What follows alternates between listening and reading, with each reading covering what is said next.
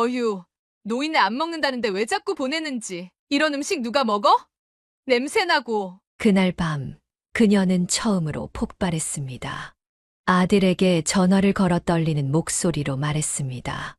너희 집에 있는 반찬통 전부 가져와. 어머니, 갑자기 무슨... 내 와이프가 내 음식을 쓰레기통에 버리는 걸 봤다. 어머니, 그게 지난 1년 동안의 밥값이랑 그릇값 정산할게. 내 와이프 말대로 더 이상 보내지 않을 테니. 어머니, 제가 잘 뭐? 타 잃을 거야? 너도 다 알면서 모른 척한 거 아냐? 사연을 듣고 난 후 각자의 의견을 댓글로 남겨주시기 바랍니다. 사소한 댓글이라도 사연자분에게 큰 힘이 될 수 있습니다. 각색될 수 있고 사연자분의 입장에서 구성될 수 있습니다. 이오키 여사님은 차가운 겨울 새벽을 떠올렸습니다. 5살이던 때의 기억은 50년이 지난 지금까지도 선명했습니다. 창밖으로 보이는 하얀 눈발은 그때와 똑같이 차갑게 내리고 있었습니다. 오키야. 엄마랑 나가자. 그녀의 어머니는 떨리는 목소리로 말했고, 이오키는 아무것도 모른 채 어머니의 손을 잡았습니다.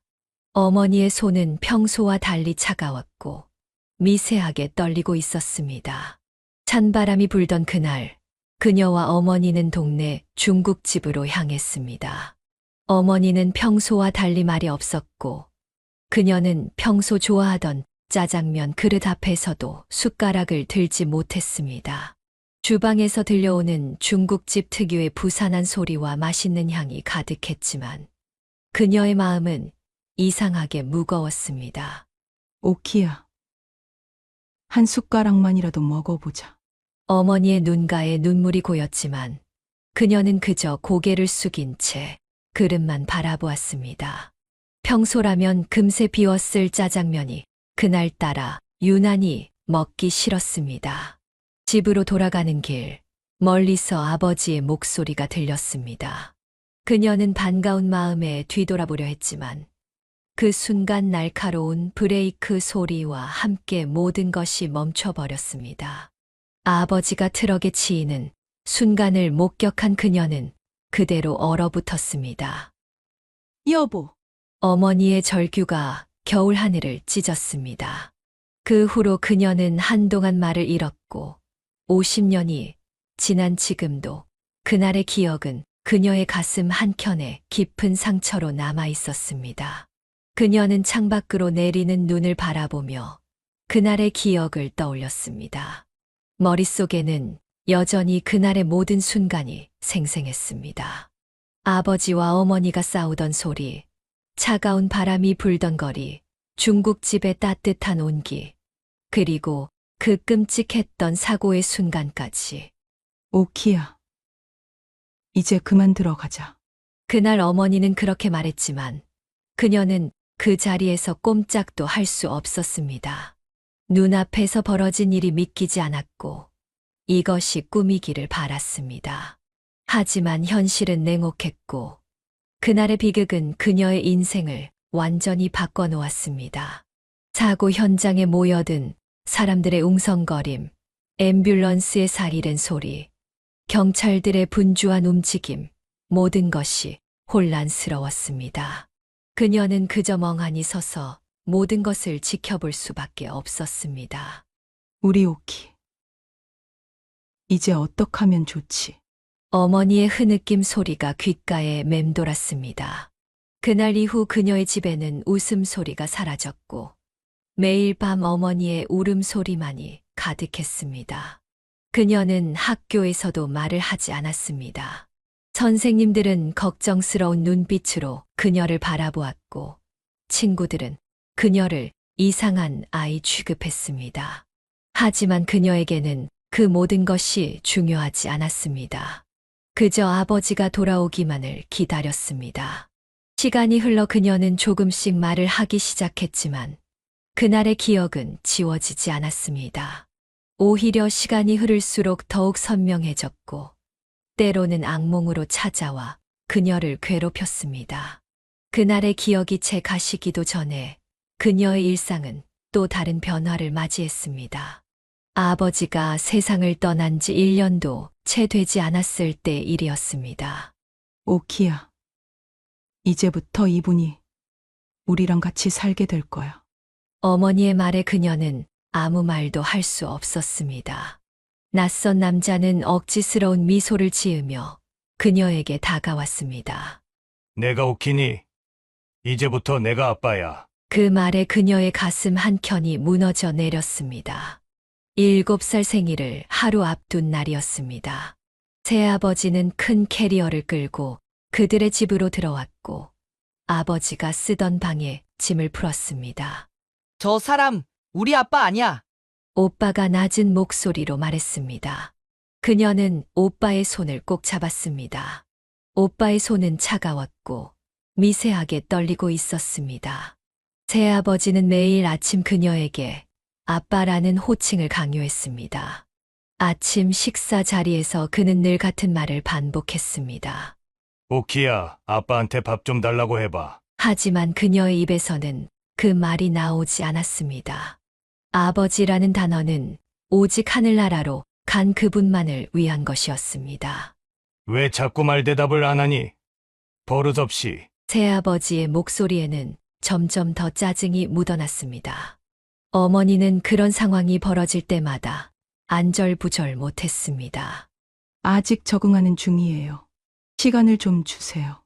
어머니의 말에 새아버지는 겉으로는 수긍하는 척했지만 그의 눈빛은 날카로워졌습니다.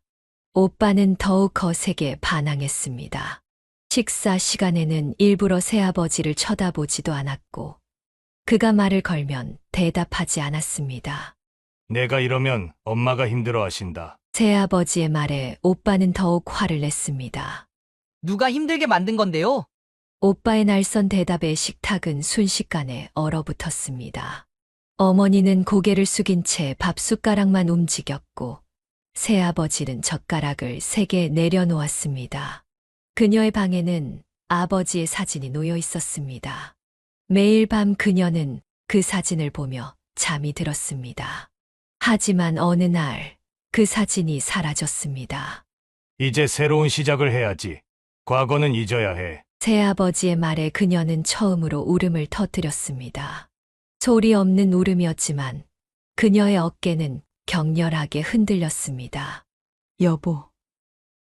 그래도 아이들한테는 어머니의 말끝은 흐려졌습니다.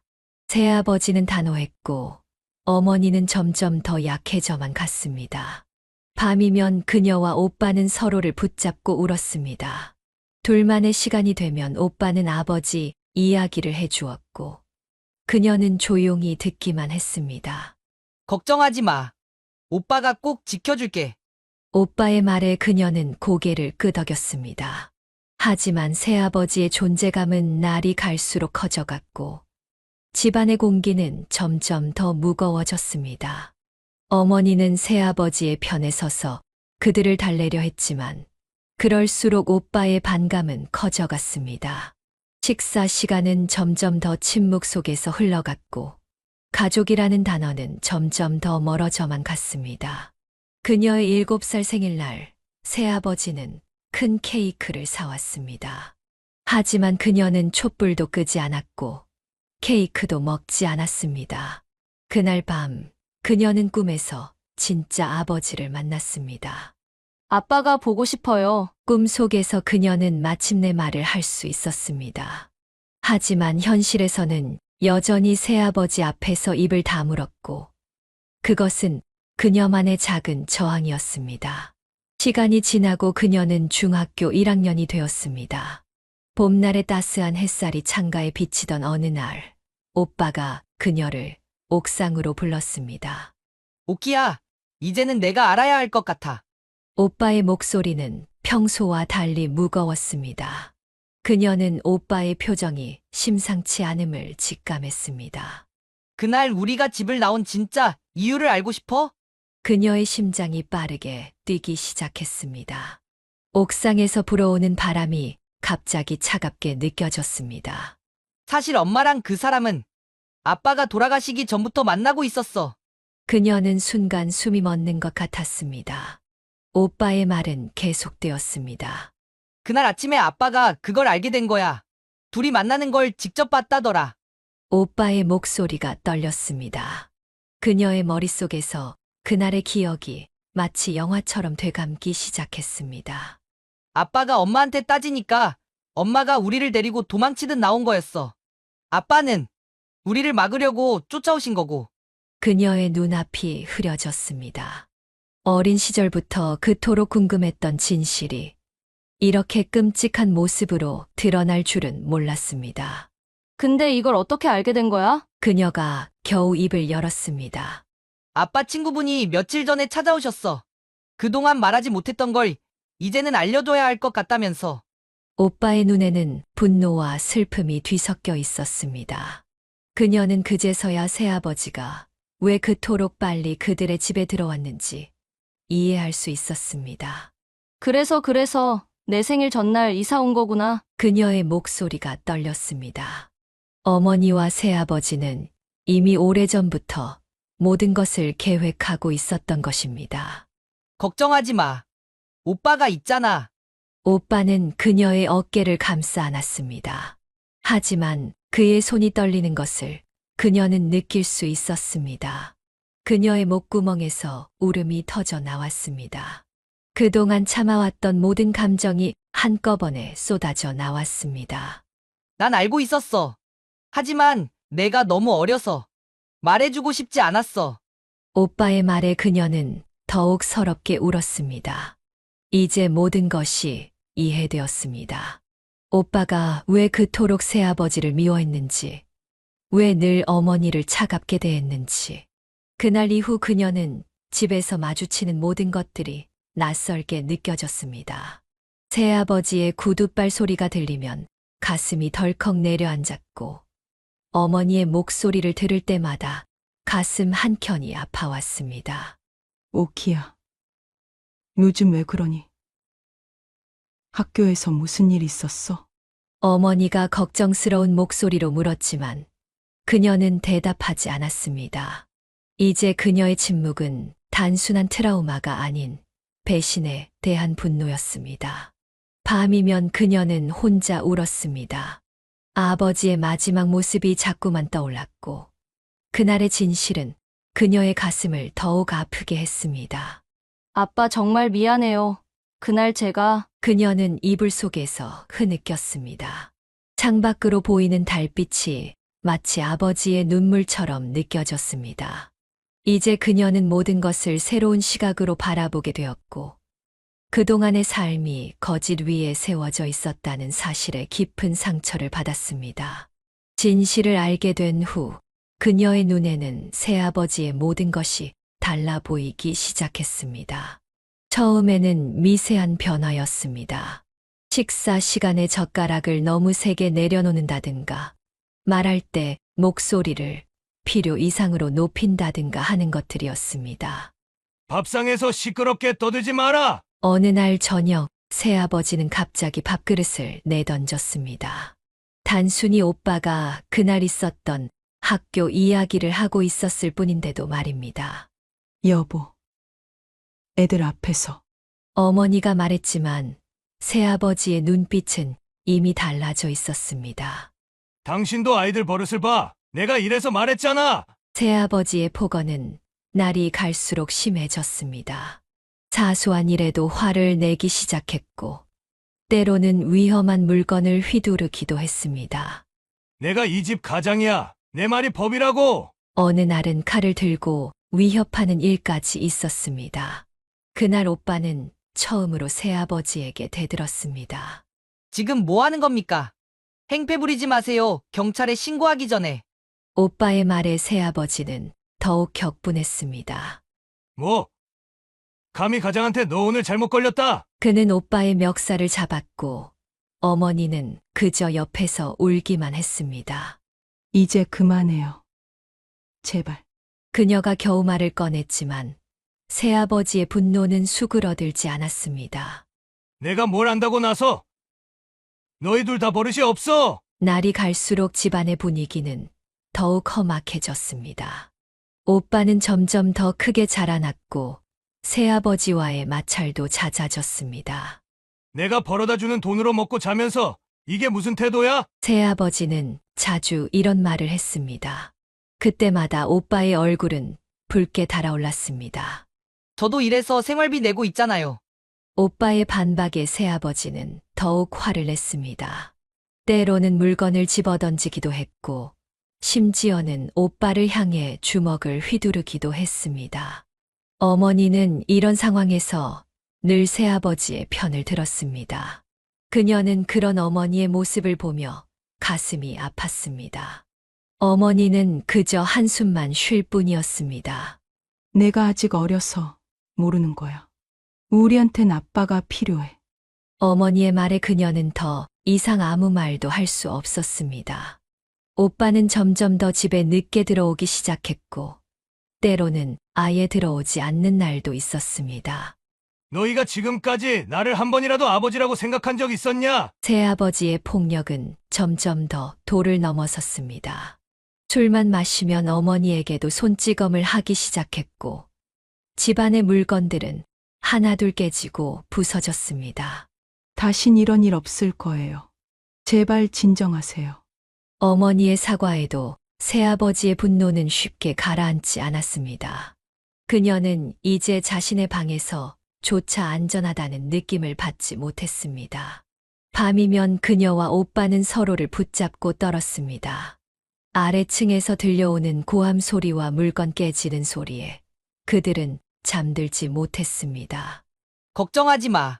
내가 꼭 우리 둘을 지킬게.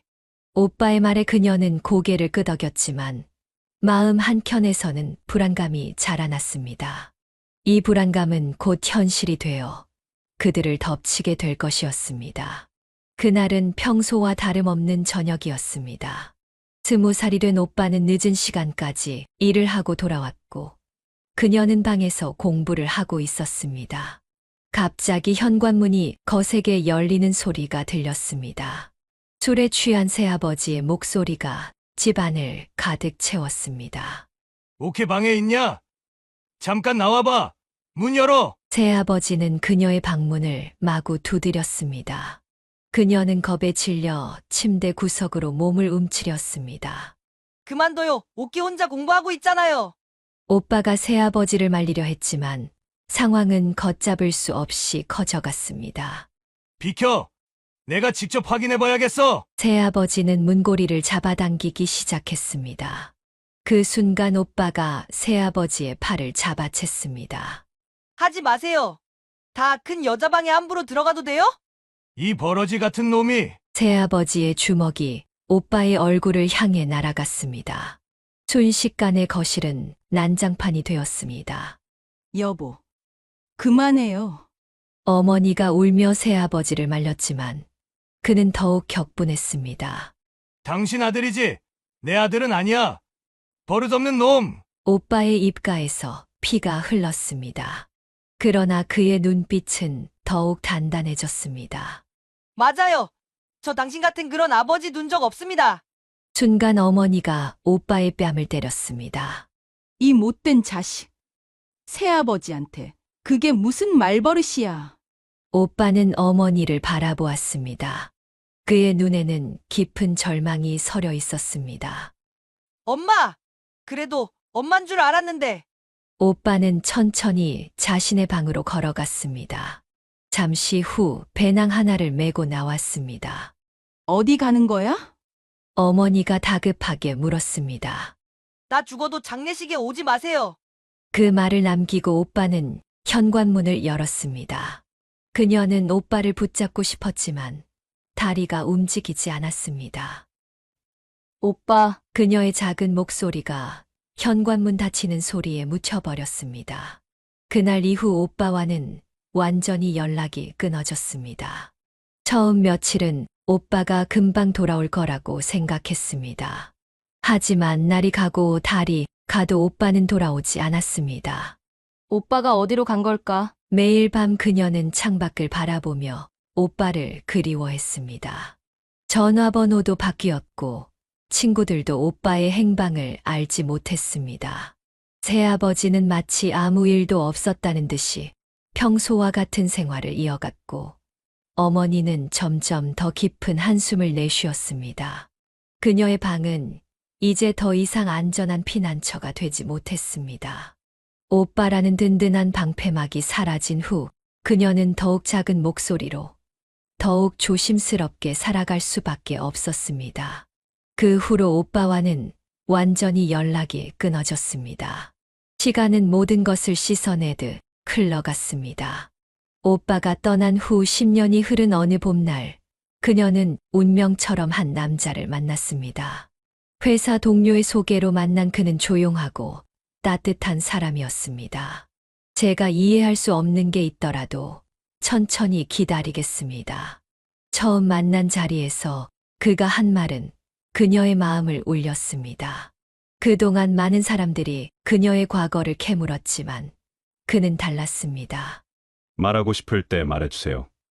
그때까지 기다릴게요. 그의 배려 깊은 태도에 그녀는 조금씩 마음의 문을 열기 시작했습니다. 어느 날 용기를 내어 자신의 과거를 이야기했고 그는 끝까지 묵묵히 들어주었습니다. 힘들었겠어요. 단순한 위로의 말이었지만 그의 진심 어린 눈빛에 그녀는 눈물을 멈출 수 없었습니다. 결혼하면 따뜻한 가정을 만들어요. 당신이 원하는 그런 집. 그의 청혼은 소박했지만 진실했습니다. 그녀는 망설임 없이 수락했습니다. 결혼식 날 예식장은 따스한 봄볕으로 가득했습니다. 하객들의 축하 속에 그녀는 새로운 삶을 시작하게 되었습니다. 하지만 한 사람의 빈자리가 그녀의 가슴을 아프게 했습니다. 오빠가 왔으면 좋았을 텐데. 어머니의 눈시울이 붉어졌습니다. 결혼식이 끝나고 피로 연장해서 어머니는 그녀의 손을 꼭 잡았습니다. 네, 오빠가 살아는 있는지, 밥은 잘 먹고 다니는지. 어머니의 목소리가 떨렸습니다. 새아버지가 자리를 비운 사이 어머니는 오랜만에 진심을 털어놓았습니다. 생사라도 알았으면 좋겠다. 그게 내 마지막 소원이야. 그녀는 어머니를 꼭 안아주었습니다. 둘의 눈에서는 뜨거운 눈물이 흘렀습니다.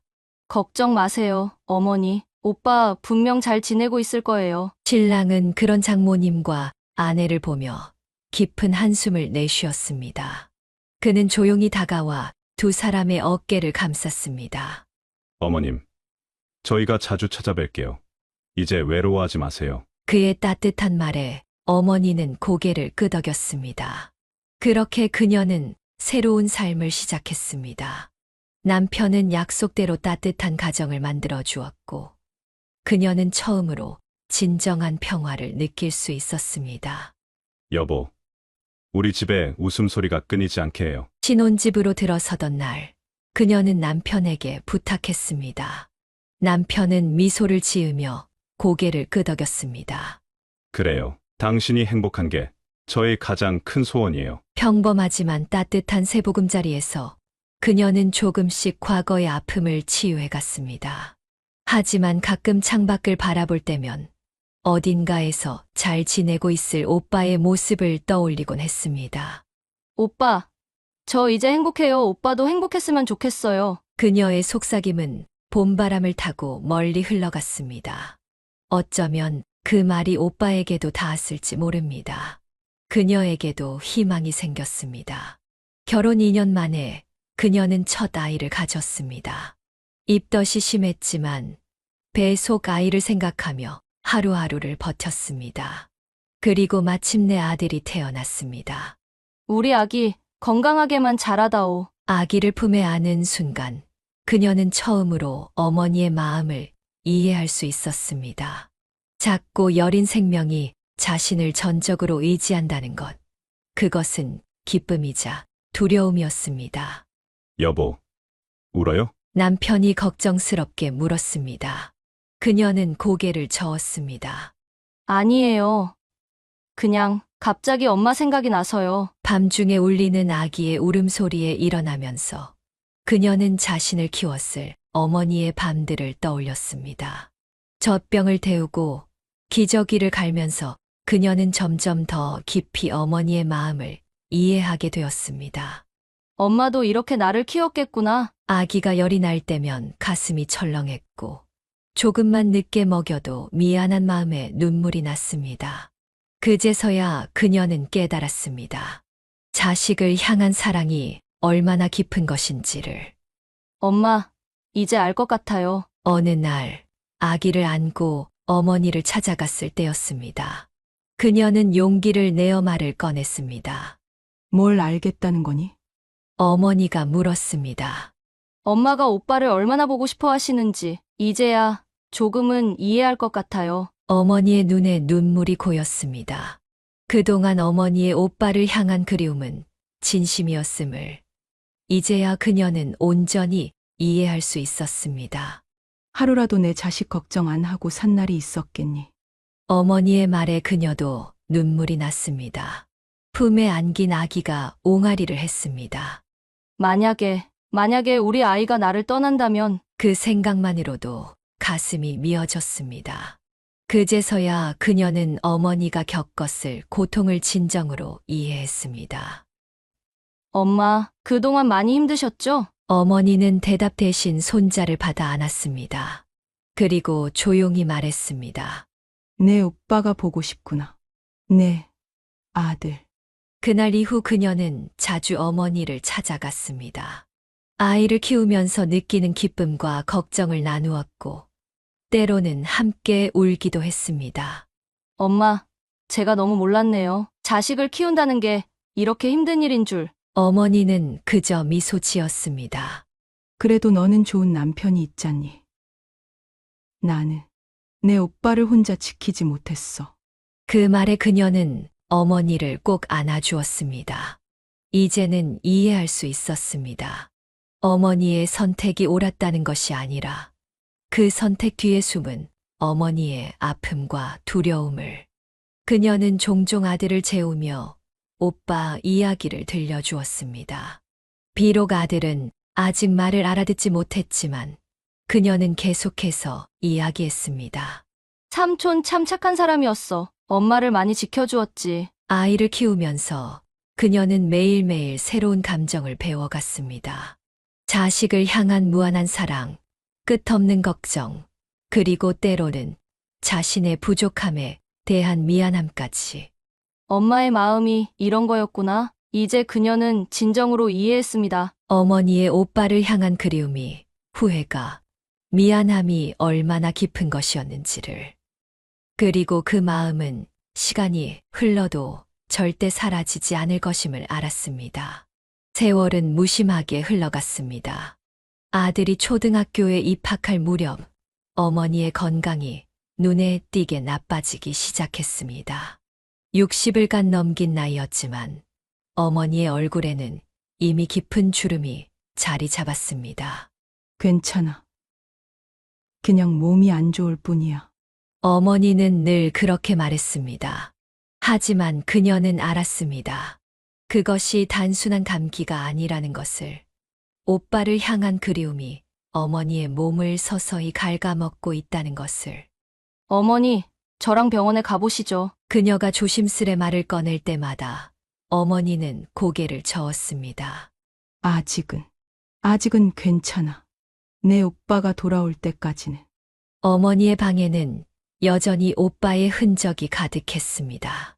고등학교 졸업사진, 어릴 적 신던 운동화, 심지어 마지막으로 입었던 옷까지 그대로였습니다. 여보, 이제 그만 정리하자. 새아버지의 말에도 어머니는 완강했습니다. 안 돼. 우리 아들이 언제 돌아올지 모르는데. 시간이 흐를수록 어머니의 기침은 더욱 심해졌습니다. 병원에서는 폐렴 초기 증상이라며 입원을 권했지만 어머니는 끝까지 버텼습니다. 내가 없으면 우리 아들이 집을 찾아왔다가 그냥 가버릴지도 모르잖아. 그러던 어느 겨울밤 갑자기 어머니의 상태가 급격히 나빠졌습니다. 엄마, 제발 정신 차리세요. 응급실로 실려가는 구급차 안에서 어머니는 계속해서 오빠의 이름을 불렀습니다. 성우야. 우리 성우. 어디 있니? 중환자실에서 보낸 일주일, 어머니는 마지막까지 오빠를 기다렸습니다. 산소 마스크 너머로 희미하게 들리는 어머니의 목소리는 늘 오빠를 찾았습니다. 성호야, 미안해. 엄마가 미안해. 그리고 어느 새벽 어머니는 조용히 숨을 거두었습니다. 마지막 순간까지 오빠의 이름을 부르며 장례식장에는 비가 내렸습니다. 그녀는 어머니의 유품을 정리하면서 작은 노트 하나를 발견했습니다. 그 안에는 매일같이 써내려간 일기가 있었습니다. 오늘도 우리 성호는 오지 않았다. 하지만 괜찮아. 내일은 올 거야. 마지막 페이지에는 떨리는 글씨로 이런 말이 적혀 있었습니다. 성호야. 엄마가 너무 늦게 깨달았구나. 내가 얼마나 힘들었을지. 이제야 알 것 같아. 엄마가 잘못했어. 용서해 주렴. 어머니의 방은 그대로 두기로 했습니다. 오빠의 사진, 옷까지, 책들. 모든 것이 어머니가 떠난 그날처럼 남아 있었습니다. 엄마, 이제 편히 쉬세요. 그녀는 어머니의 영정 앞에 무릎을 꿇었습니다. 마지막까지 한을 품고 가신 어머니의 모습이 자꾸만 떠올랐습니다. 비는 계속해서 내렸고 장례식장의 국화 향기는 더욱 짙어졌습니다. 어머니는 결국 오빠를 만나지 못한 채 떠나셨고 그녀의 가슴에는 또 하나의 깊은 상처가 새겨졌습니다. 어머니의 장례식 이후 10년이라는 시간이 흘렀습니다. 그 사이 그녀의 아들은 어엿한 청년으로 성장했고 이제는 결혼을 이야기할 나이가 되었습니다. 어머니, 제가 만나는 사람이 있어요. 아들의 말에 그녀는 설렘 반 걱정 반의 마음이었습니다. 자신도 시어머니가 되는 날이 오다니 새삼 세월의 흐름이 실감났습니다. 다음 주 토요일에 상견례를 하면 어떨까요? 제가 예약해 놓은 레스토랑이 있어요. 아들이 정한 장소는 고급 레스토랑이었습니다. 처음 보는 자리인 만큼 격식 있게 하고 싶다는 아들의 마음을 그녀는 이해했습니다. 여보, 우리도 처음 만났을 때가 생각나네요. 남편의 말에 그녀는 씁쓸하게 웃었습니다. 그때는 자신이 이렇게 불편한 상견례를 겪게 될 줄 몰랐습니다. 예정된 시간보다 30분이나 늦게 도착한 예비 며느리는 인사조차 제대로 하지 않았습니다. 안녕하세요. 겨우 들리는 목소리로 인사를 한 며느리는 그 뒤로 내내 고개를 돌린 채 음식만 조금씩 집어 먹었습니다. 코스 요리가 나올 때마다 불편한 표정을 숨기지 않았습니다. 이런 프렌치 레스토랑은 처음이신가요? 그녀가 조심스레 물었습니다. 아니요, 전 이런 곳 자주 와요. 근데 여기는 좀... 며느리의 말에 테이블의 공기가 차가워졌습니다. 어머니, 민지가 원래 미식가라서요. 까다로운 편이에요. 아들은 민지의 편을 들며 변명했습니다. 그녀는 마음속으로 한숨을 쉬었습니다. 그래요? 다음에는 민지 양이 추천하는 곳으로 가면 좋겠네요. 아무리 봐도 마음에 들지 않는 며느리였지만 그녀는 최대한 친절하게 대했습니다. 아들, 결혼은 신중하게 생각해야. 식사가 끝나고 아들과 단둘이 있을 때 그녀가 조심스레 말을 꺼냈지만 어머니, 제가 알아서 할게요. 민지 성격이 원래 그래요. 아들은 단호하게 말을 잘랐습니다. 그날 이후로도 며느리의 태도는 나아지지 않았습니다. 식사 자리에 초대할 때마다 이런저런 핑계를 대며 나오지 않았고 어쩌다 만나더라도 불편한 기색을 숨기지 않았습니다. 여보, 우리 아들이 저런 애하고 잘 살 수 있을까요? 남편에게 걱정을 털어놓았지만 이미 아들의 마음은 확고해 보였습니다. 사람은 시간이 지나면서 변하는 거야. 너무 걱정하지 마세요. 남편의 위로에도 그녀의 마음은 무거웠습니다. 문득 자신의 어머니가 떠올랐습니다. 어머니도 이런 심정이었을까요? 자식이 선택한 길을 지켜보는 것, 그것은 어머니의 숙명인 것 같았습니다. 엄마, 이제 제가 시어머니가 되나 봐요. 창밖을 보며 돌아가신 어머니를 떠올렸습니다. 이제는 며느리에 대한 기대를 접어야 할 것 같았습니다. 그저 아들이 행복하기를, 그것만을 바랄 뿐이었습니다. 결혼식 준비 기간 내내 그녀는 불안했습니다. 며느리는 모든 결정을 혼자 하려 했고, 아들은 그저 며느리의 선택을 따르기만 했습니다. 너무 비싼 것 같지 않니? 웨딩드레스 가격을 보고 그녀가 조심스레 말을 꺼냈을 때도 민지가 알아서 할 거예요. 어머니는 신경 쓰지 마세요. 아들은 늘 그렇게만 대답했습니다. 결혼식은 화려했지만 어딘가 차가웠습니다. 신랑 신부의 미소조차 어색해 보였고 하객들의 축하 속에서도 긴장감이 감돌았습니다. 신혼여행은 몰디브로 정해졌습니다. 비행기에 오르는 순간까지도 며느리의 표정은 밝지 않았습니다. 잘 다녀와요. 그녀의 인사에 며느리는 고개만 살짝 끄덕였습니다. 그리고 일주일 후 충격적인 전화가 걸려왔습니다. 어머니, 민지가 먼저 한국으로 돌아갔어요. 아들의 목소리가 떨렸습니다. 뭐라고? 무슨 일이 있었던 거니? 제가 너무 무심했나 봐요. 신혼여행 중간에 큰 싸움이 있었다는 것이었습니다. 며느리는 짐을 싸서 먼저 한국으로 돌아왔고 이혼하겠다는 말까지 남겼다고 했습니다. 아들아, 어쩌다가. 그녀는 가슴이 철렁 내려앉았습니다. 예감했던 일이 결국 터진 것입니다.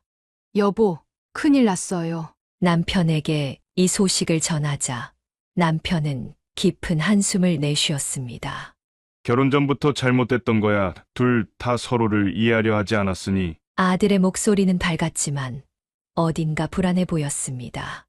무슨 일이 있었던 거니? 그녀가 물었지만 아들은 대답하지 않았습니다. 몇 달이 지난 어느 날 아들이 혼자 찾아왔습니다. 평소와 달리 술 한 잔을 청했고 그녀는 이상한 예감이 들었습니다. 어머니, 사실 그때 일을 말씀드리고 싶어요. 아들의 눈가가 붉어졌습니다. 신혼여행 때 일? 네, 사실 제가 너무 못됐어요. 결혼 준비할 때부터 민지한테 너무 무심했어요. 아들은 떨리는 목소리로 이야기를 시작했습니다. 웨딩홀 알아보는 것도, 드레스 고르는 것도, 신혼여행 일정 짜는 것도 전부 민지 혼자 했어요. 저는 그저 카드만 내줬죠. 그녀는 말없이 아들의 이야기를 들었습니다. 그러다가 신혼여행에서 폭발한 거예요. 민지가 저보고 결혼식 때부터 이미 마음이 떠났다고. 아들은 깊은 한숨을 내쉬었습니다. 그래서 갑자기 화해를 한 거구나. 네, 제가 무릎 꿇고 빌었어요. 다시는 이러지 않겠다고. 그제서야 그녀는 모든 것을 이해할 수 있었습니다. 며느리의 차가운 태도, 신혼여행에서의 파국, 그리고 갑작스러운 화해까지. 하지만 마음 한켠에서는 여전히 불안했습니다. 이렇게 시작해서 괜찮을까? 그녀의 걱정은 현실이 되어가고 있었습니다. 겉으로는 화해한 것처럼 보였지만 둘 사이의 골은 더욱 깊어져만 갔습니다. 다시 간 신혼여행에서도 그들은 웃고 있었지만 그 웃음이 진심이 아님을 그녀는 알 수 있었습니다.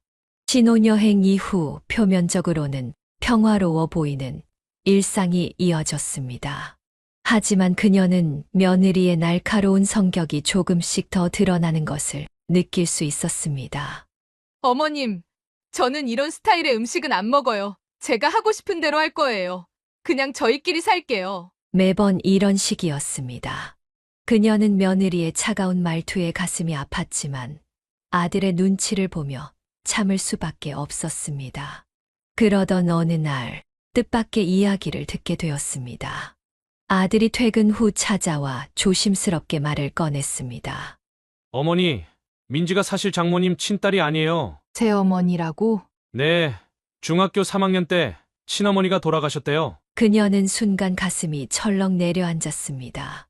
그동안 며느리의 행동이 이해되지 않았던 것들이 하나둘씩 맥락을 찾아가기 시작했습니다. 왜 진작 말하지 않았니? 민지가 이야기하기 싫어했어요. 저도 얼마 전에야 자세히 알게 됐어요. 아들의 이야기는 계속되었습니다. 며느리의 친어머니는 오랜 투병 끝에 돌아가셨고 1년도 되지 않아 아버지가 재혼을 했다고 했습니다. 새어머니는 좋은 분이셨대요. 하지만 민지가 아들은 말끝을 흐렸습니다.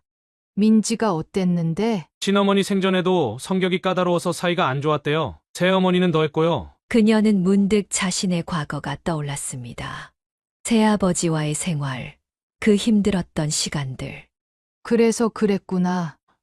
네, 며느리가 나한테 그토록 차갑게 굴었던 이유를 이제 알 것 같아. 그녀는 깊은 한숨을 내쉬었습니다. 어쩌면 며느리에게 시어머니라는 존재는 또 다른 새어머니처럼 느껴졌을지도 모릅니다. 사실 더 있어요. 아들이 조심스럽게 말을 이었습니다. 민지가 친어머니랑 마지막까지 크게 다퉜대요. 그래서 더 마음의 상처가 깊은가 봐요. 마지막까지 다퉜다니? 네. 어머니가 돌아가시기 전날에도 싸웠대요. 사소한 일로요. 그래서 지금도 그 죄책감에 시달린대요. 그녀의 마음이 무거워졌습니다. 며느리의 까다로운 성격, 날선 말투, 차가운 태도. 그 모든 것이 깊은 상처에서 비롯된 것이었습니다. 그동안 많이 힘들었겠구나. 그녀는 작은 목소리로 중얼거렸습니다. 며느리를 이해하려 노력하지 않은 자신이 부끄러워졌습니다. 어머니, 민지한테 이 얘기했다는 건 비밀로 해주세요. 그래, 알았어. 그날 이후 그녀는 며느리를 다른 시각으로 보게 되었습니다. 까다롭고 제멋대로인 성격 이면에 감춰진 깊은 상처, 어머니에 대한 그리움과 죄책감, 새어머니에 대한 반감이 만들어낸 방어기제. 이제라도 며느리의 마음을 열 수 있는 방법을 찾아봐야겠구나. 그녀는 마음을 다잡았습니다. 하지만 그것은 생각보다 쉽지 않았습니다. 며느리의 마음의 문은 여전히 굳게 닫혀 있었고, 그 문을 여는 열쇠를 찾기까지는 더 많은 시간이 필요할 것 같았습니다. 시간이 해결해 주겠지. 남편의 위로에도 그녀의 마음은 무거웠습니다. 자신도 겪었던 상처이기에 며느리의 아픔이 더욱 가슴에 와닿았습니다. 며느리의 아픈 과거를 알게 된 후, 그녀는 더욱 정성을 들여 음식을 준비했습니다. 일주일에 한 번씩 계절에 맞는 반찬을 정성껏 만들어 보냈습니다. 이번엔 분명 좋아하겠지. 하지만 며느리의 반응은 늘 시큰둥했습니다. 그래도 그녀는 포기하지 않았습니다. 어쩌면 이런 정성이 며느리의 마음을 열 수 있지 않을까 하는 희망을 품고 있었습니다. 그날도 평소처럼 반찬을 들고 아들 집을 찾았습니다. 현관 비밀번호를 누르려는 순간 1층 쓰레기 분리수거장에서 며느리가 나오는 모습이 보였습니다. 민지가. 그녀는 반사적으로 몸을 숨겼습니다. 며느리의 손에는 익숙한 반찬통들이 들려 있었습니다. 설마 그녀의 예감은 적중했습니다. 며느리는 아무렇지 않게 반찬통을 열어 음식을 쓰레기통에 버렸습니다. 지난주에 보낸 멸치볶음, 장조림, 김치. 하나도 먹지 않은 채 그대로였습니다. 어휴, 노인네 안 먹는다는데 왜 자꾸 보내는지. 며느리의 작은 투덜거림이 귓가에 꽂혔습니다. 그녀는 그 자리에서 다리에 힘이 풀려 주저앉을 뻔했습니다. 이런 음식 누가 먹어? 냄새나고. 며느리는 빈 반찬통을 씻지도 않은 채 분리수거함에 던져 넣었습니다. 그녀가 일주일 내내 정성 들여 만든 반찬들이 쓰레기와 함께 뒤엉켜 있었습니다. 그날 밤 그녀는 처음으로 폭발했습니다. 아들에게 전화를 걸어 떨리는 목소리로 말했습니다. 너희 집에 있는 반찬통 전부 가져와. 어머니, 갑자기 무슨... 내 와이프가 내 음식을 쓰레기통에 버리는 걸 봤다. 전화 너머로 아들의 숨이 멎는 소리가 들렸습니다. 어머니, 그게. 지난 1년 동안의 밥값이랑 그릇값 정산할게. 내 와이프 말대로 더 이상 보내지 않을 테니.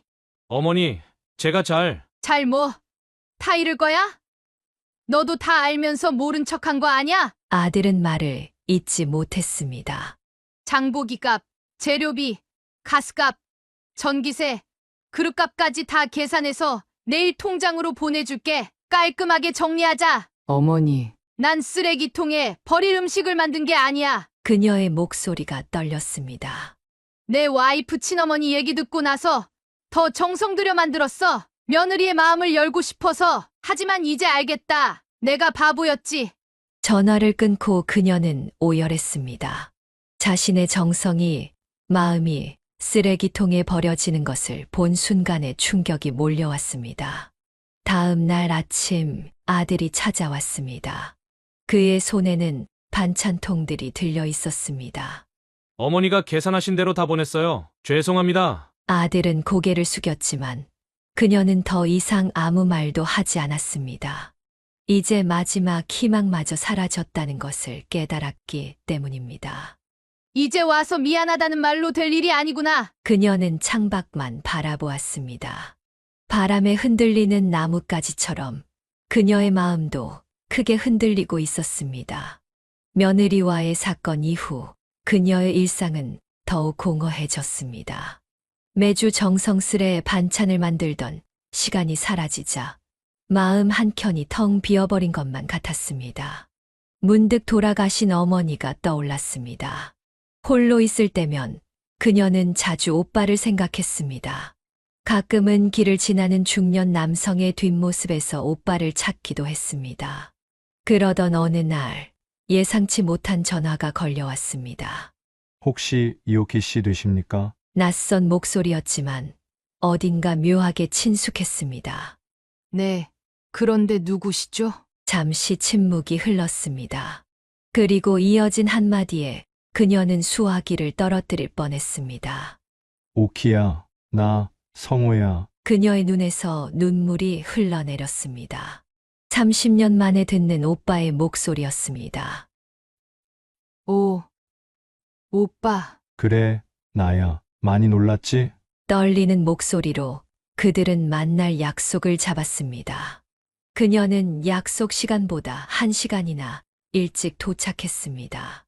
현관의 검은색 고급 세단이 멈추었고 한 중년 신사가 내렸습니다. 서류 가방을 든 모습이 마치 외국 영화에 나올 법한 사업가 같았습니다. 오키야, 그 순간 그녀는 알았습니다. 세월의 흔적이 깊게 패인 얼굴이었지만 분명 오빠였습니다. 오빠, 정말 오빠 맞아요? 둘은 한동안 말없이 서로를 바라보았습니다. 30년이라는 세월이 주마등처럼 스쳐 지나갔습니다. 그래, 오키 나 맞아. 오빠는 자신의 이야기를 들려주었습니다. 집을 나간 후 미국으로 건너가 양부모를 만났고 그들의 양자가 되어 이름도 바꾸었다고 했습니다. 처음엔 접시 닦기부터 시작했어. 하지만 양부모님이 대학까지 보내주셨고 열심히 공부했고 사업도 시작했어. 그동안 왜 연락도 없었어요? 그녀의 목소리가 떨렸습니다. 미안해, 처음엔 너무 화가 나서.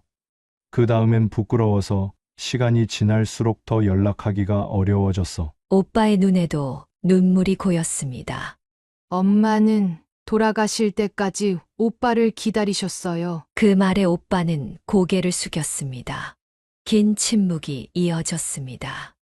알아. 며칠 전에 묘지에 다녀왔어. 그래서 결심했어. 이제는 내게 연락해야겠다고. 그들은 밤이 깊어가는 줄도 모르고 이야기를 나눴습니다. 30년이라는 세월의 빈자리를 메우기엔 턱없이 부족한 시간이었지만 그래도 서로를 이해하기 시작했습니다. 이제 한국에서 지사를 열 계획이야. 자주 보자. 헤어질 때 오빠는 그녀의 손을 꼭 잡았습니다. 그 손에서 느껴지는 온기는 30년 전 그날 밤 현관문을 닫고 나가던 차가운 기억을 지워주는 것 같았습니다. 그녀의 평온했던 일상은 오빠의 등장 이후 또 다른 소용돌이에 휘말리게 되었습니다. 아들이 어느 날 갑자기 찾아온 것입니다. 어머니, 저도 이제 사업을 해보려고요. 식탁에 앉아있던 그녀는 젓가락을 떨어뜨릴 뻔했습니다. 갑자기 무슨 사업? 삼촌처럼 저도 성공하고 싶어요. 지금이 적기인 것 같아서요. 아들의 눈빛이 이상하게 빛났습니다. 그녀는 불길한 예감을 느꼈습니다. 그래서 어머니 댁을 담보로 대출을. 뭐라고? 그녀는 자리에서 벌떡 일어났습니다. 어머니, 제 사업 계획 보세요. 이건 정말 될 것 같아요. 서류 가방에서 꺼낸 사업 계획서는 겉만 번드르르했습니다. 내용은 어설픈 인터넷 쇼핑몰 사업이었습니다. 안 돼. 이 집은 내 아버지와 내가 한평생 일해서 마련한 거야. 어머니, 삼촌은 처음에 얼마나 힘들었겠어요? 저도 기회가 필요해요. 아들의 목소리가 높아졌습니다. 너는 지금 안정된 직장이 있잖아. 그만뒀어요. 뭐라고? 오늘 사표냈어요. 이제 돌이킬 수 없어요. 그녀는 심장이 멎는 것 같았습니다. 아들은 대기업 과장으로 승승장구하고 있었습니다. 미쳤니? 어떻게 회사를? 어머니가 도와주시지 않으면 저희 집이라도 팔아야죠. 아들의 말에 그녀는 차가운 소름이 돋았습니다. 민지는 알고 있니? 아직요. 하지만 곧 정신 차려. 너 지금 뭐 하는 거니? 하지만 아들은 이미 돌이킬 수 없는 강을 건넌 듯 했습니다. 그날 이후 매일같이 찾아와 그녀를 압박했습니다. 어머니, 이번이 마지막 기회예요. 제발 한 번만 도와주세요. 다른 사람한테 돈 빌리기 전에. 매일 밤 그녀는 잠을 이루지 못했습니다. 아들의 행동이 너무나 낯설었습니다. 여보, 우리 아들이 왜 이러는 걸까? 남편은 깊은 한숨을 내쉬었습니다. 미국에서 사업가로 성공한 제 삼촌 보고 저러는 것 같네. 그래도 그녀는 단호했습니다. 이 집을 잃으면 자신과 남편의 노후는 물론 아들의 미래까지 망칠 수 있다는 걸 알았기 때문입니다. 난 내 인생을 망치는데 도움을 줄 순 없어. 하지만 아들의 압박은 계속되었습니다. 이제는 매일 아침 집 앞에서 기다리다가 그녀를 붙잡았고 밤늦게 전화를 걸어 괴롭혔습니다. 어머니가 절 이렇게 만드는 거예요. 제가 이렇게 될 때까지. 아들의 모습에서 그녀는 자신의 과거를 보는 것 같았습니다. 새아버지에게 저항하던 오빠의 모습이 지금 아들에게서 비치고 있었습니다. 돈에 눈이 멀면 사람이 이렇게 변하는구나. 그녀는 창밖을 바라보며 한숨을 내쉬었습니다. 오빠의 성공 소식이 가져온 뜻밖의 파장에 그녀의 가정이 또다시 흔들리고 있었습니다. 아들의 압박이 절정에 달했을 때 오빠가 찾아왔습니다. 그녀는 차마 오빠에게 아들 이야기를 꺼내지 못하고 있었는데 오빠는 이미 모든 상황을 알고 있었습니다. 오키야, 내가 한번 만나볼게. 오빠, 조카가 이렇게 된 것도 내 책임이 있어. 내가 돌아오면서 불필요한 욕심을 심어준 것 같아. 다음 날 오빠는 아들과 단둘이 만났습니다. 3시간이 넘는 긴 대화가 이어졌다고 합니다. 삼촌, 저는 정말 사업이 그래, 내 열정은 이해해. 하지만 지금은 때가 아니야. 오빠는 자신의 실패 경험을 들려주었습니다. 무작정 시작한 사업이 얼마나 위험한지, 경험 없이 시작하는 도전이 얼마나 무모한지를. 미국에서도 수없이 실패했어. 하지만 그 전에 실무 경험이 있었기에 다시 일어설 수 있었던 거야. 아들은 처음으로 진지하게 귀를 기울였습니다. 내가 좋은 자리를 알아봤어. 내가 아는 회사 지사에. 하지만 삼촌, 내가 원하는 건 성공이잖아? 그 성공을 위한 가장 확실한 길을 보여줄게. 오빠의 제안은 명확했습니다. 과장급 포지션, 연봉도 이전 직장보다 훨씬 좋았습니다. 3년만 배워봐. 그동안 내가 정말 사업가의 자질이 있는지 스스로 깨달을 수 있을 거야. 아들은 처음으로 고개를 숙였습니다. 죄송합니다. 제가 너무 어리석었네요. 그날 저녁 아들이 그녀를 찾아왔습니다. 어머니, 정말 죄송합니다. 제가 미쳤었나 봐요. 아들의 눈에는 진심 어린 후회가 담겨 있었습니다. 이제 정신 차린 거니? 네, 삼촌 말씀을 듣고 보니 제가 얼마나 무모했는지 알겠어요. 새로운 회사에서 아들은 전과 다른 모습을 보였습니다. 야근도 마다하지 않았고 주말에도 자발적으로 공부를 했습니다. 어머니, 이제야 제가 얼마나 부족했는지 알겠어요. 실무가 이렇게 어려운 줄 몰랐어요. 한 달이 지나고 2달이 지나면서 아들의 목소리에는 자신감이 실렸습니다. 이제는 무모한 도전이 아닌 진정한 성장을 위한 열정이 느껴졌습니다. 여보, 우리 아들 많이 달라졌죠? 남편은 미소를 지으며 고개를 끄덕였습니다. 역시 사람은 제자리를 찾아야 해요. 그녀는 문득 오빠가 고마웠습니다. 위기의 순간에 나타나 아들을 올바른 길로 이끌어준 것이, 어쩌면 이것이 30년 만에 재회가 가져다 준 가장 큰 선물인지도 모르겠다고 생각했습니다. 오빠, 고마워요. 전화기 너머로 오빠는 웃음을 지었습니다. 가족이잖아. 그 한마디에 그녀의 눈시울이 붉어졌습니다. 이제야 진정한 가족의 의미를 되찾은 것 같았습니다. 안정을 찾아가는 듯했던 아들의 변화는 그리 오래 가지 않았습니다. 입사 6개월이 지나자 그의 목소리에 다시 조급함이 묻어나기 시작했습니다. 어머니, 삼촌 좀 만나 뵈어야 하지 않을까요? 주말 저녁, 아들은 평소와 다르게 와인을 들고 찾아왔습니다. 갑자기 왜? 제가 이제 이 자리에서 할 수 있는 건 다 배운 것 같아서요. 그녀는 순간 숨이 멎는 것 같았습니다. 아들의 눈빛이 예전으로 돌아가고 있었습니다. 6개월 만에 무슨 소리니? 어머니, 제 능력이면 지금보다 더 높은 자리로 갈 수 있어요. 삼촌이 한마디만 해주시면. 아들의 말에 그녀는 깊은 한숨을 내쉬었습니다.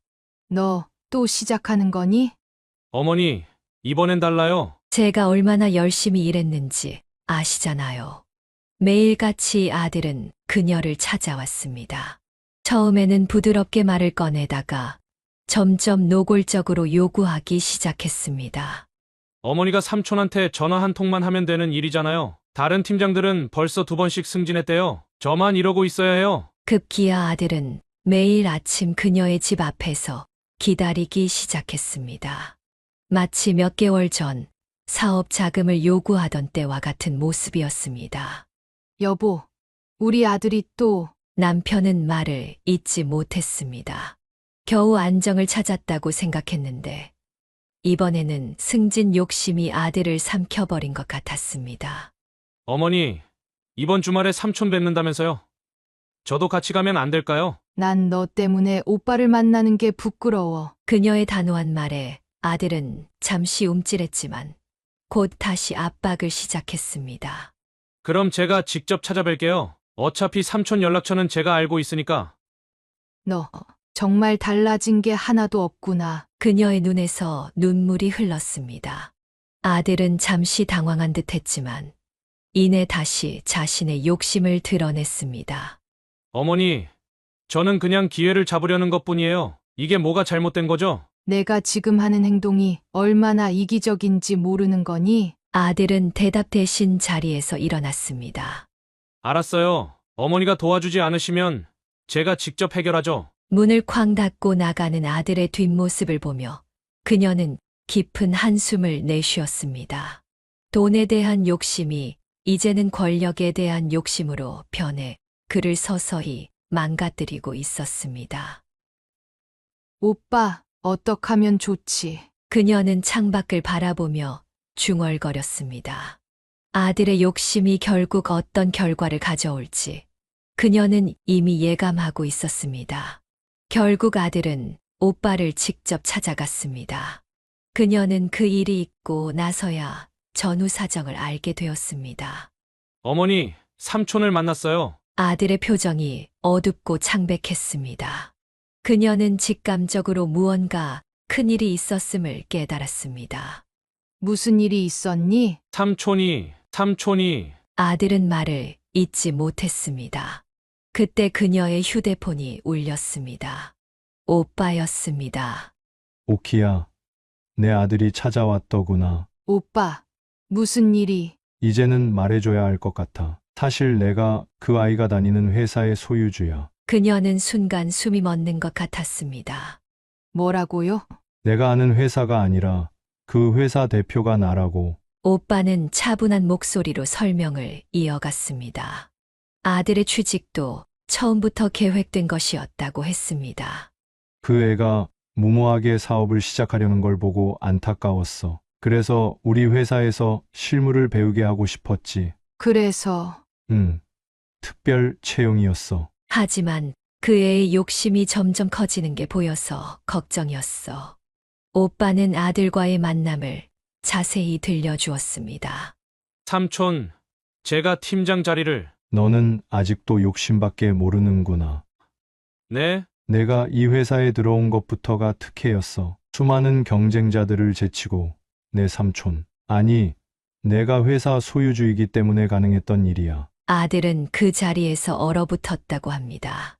하지만 넌 그걸 당연하게 여기고 더 많은 것을 요구하고 있어. 이게 내 실력이라고 생각하니? 오빠의 날카로운 질책이 이어졌습니다. 6개월 만에 승진? 말이 될 거라고 생각했어? 다른 직원들은 몇 년씩 노력해서 얻은 자리야. 넌 그들의 노력을 무시하고 혈연 관계를 이용하려 했어. 아들은 한마디도 하지 못했다고 합니다. 이제 선택해. 진짜 실력을 쌓을 거야. 아니면 지금 당장 사표를 쓸 거야? 오빠의 단호한 태도에 아들은 결국 고개를 숙였다고 했습니다. 죄송합니다. 앞으로는 내 어머니에게 이런 부탁 절대 하지 마. 내가 얼마나 어머니를 괴롭혔는지 알아? 전화를 끊고 나서 그녀는 오랫동안 생각에 잠겼습니다. 오빠의 진심 어린 조치가 고마우면서도 한편으로는 아들이 걱정되었습니다. 어머니, 아들이 다시 찾아왔을 때 그의 눈에는 진정한 후회의 빛이 깃들어 있었습니다. 이제 알겠어요. 제가 얼마나 부끄러운 행동을 했는지.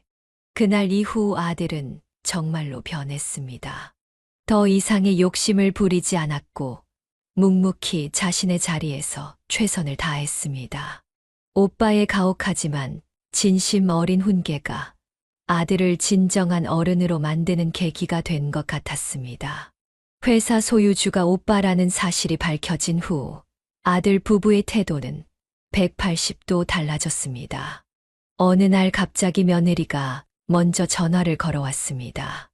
어머님, 이번 주말에 시간 괜찮으세요? 그녀는 며느리의 다정한 목소리에 순간 전화기를 의심했습니다.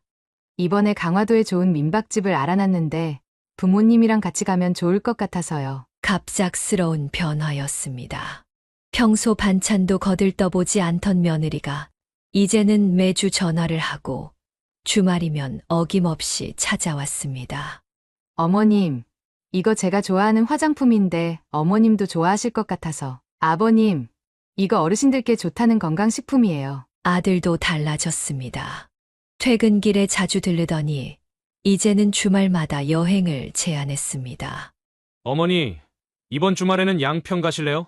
공기도 좋고, 아버지, 저번에 말씀하신 그 등산 한번 가보시죠? 그녀는 이런 변화가 달갑지만은 않았습니다.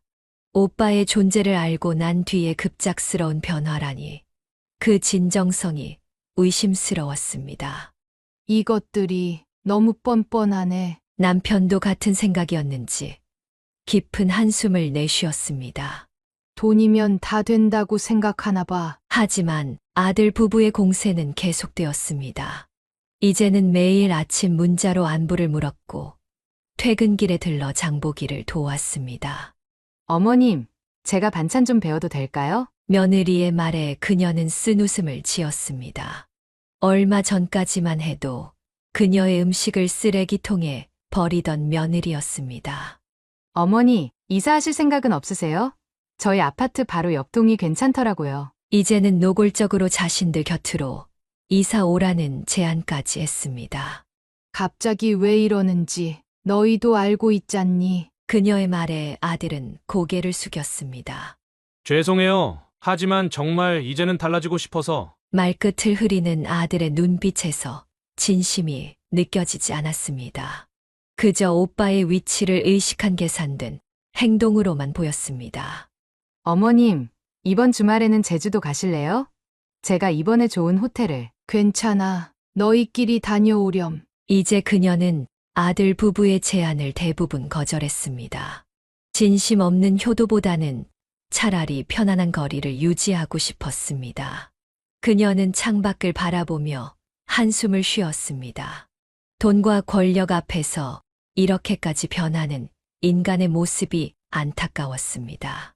특히 그것이 자신의 아들과 며느리일 때는 더욱 그랬습니다. 시간이 흐를수록 그녀는 지쳐갔습니다. 아들 부부의 가식적인 효도를 거절하는 일도, 그들의 끊임없는 관심을 피하는 것도 점점 더 힘들어졌습니다. 어느 날 저녁 그녀는 남편에게 솔직한 심정을 털어놓았습니다. 마음이 참 불편하네. 진심이 아닌 걸 알면서도. 남편은 오랫동안 생각에 잠겼다가 조용히 말을 꺼냈습니다. 우리도 이제 나이가 많이 들었잖아. 좋은 것만 보면서 살아야 하지 않을까? 그녀는 남편의 말에 깊은 생각이 들었습니다. 어쩌면 진실을 알면서도 모른 척하는 것이 이 나이에는 더 현명한 선택일지도 모른다는 생각이 들었습니다. 그냥 모르는 척 하자는 거지? 남편은 쓴웃음을 지었습니다. 그게 우리한테도 편하지 않을까? 그렇게 그들은 천천히 아들 부부의 효도를 받아들이기 시작했습니다. 주말 여행도 함께 가고 며느리가 끓여주는 미역국도 맛있게 먹었습니다. 어머님, 이번 주는 제가 음식 배워도 될까요? 그래. 오늘은 너가 좋아하는 잡채를 만들어 볼까? 겉으로 보기에는 평화로운 가족의 모습이었습니다. 하지만 그녀의 마음 한켠에는 여전히 씁쓸함이 자리 잡고 있었습니다. 어머니, 이번 추석에는 저희가 차례 모시겠습니다. 아들의 말에 그녀는 미소를 지었습니다. 진심이 아님을 알면서도 이제는 그저 받아들이기로 했습니다. 그래. 고맙구나. 어쩌면 이것이 인생의 지혜일지도 모른다고 생각했습니다. 모든 것이 완벽할 순 없으니 주어진 상황에서 최선을 찾아가는 것. 그것이 나이 들매 미학일지도 모릅니다. 여보, 우리도 이제 편하게 살아요. 남편의 말처럼 그녀도 이제는 마음을 비우기로 했습니다. 진실이 어떻든 현재 받는 관심과 효도를 있는 그대로 받아들이기로 한 것입니다. 엄마, 이제야 제가 조금은 이해가 돼요. 돌아가신 어머니를 떠올리며 그녀는 중얼거렸습니다. 어머니도 이런 마음이었을까요? 모든 것을 알면서도 받아들이는 것, 그것이 부모의 사랑일지도 모른다는 생각이 들었습니다. 오빠, 우리 이제 이렇게 살아가려고요. 창밖을 바라보며 그녀는 작은 미소를 지었습니다. 완벽하지 않아도 좋습니다. 진실이 아니어도 좋습니다. 이제는 그저 주어진 행복을 받아들이며 살아가려 합니다. 이게 우리 나이의 지혜겠죠? 남편과 마주보며 그녀는 웃었습니다. 쓸쓸한 웃음이었지만 그 안에는 이제는 모든 것을 받아들일 수 있는 원숙함이 깃들어 있었습니다. 사연을 듣고 댓글을 남겨주시기 바랍니다. 사소한 의견일지라도 사연자분에게는 큰 힘이 됩니다. 노골적인 악성 댓글은 사연자분에게 상처가 될 수 있으니 삼가주시기 바랍니다.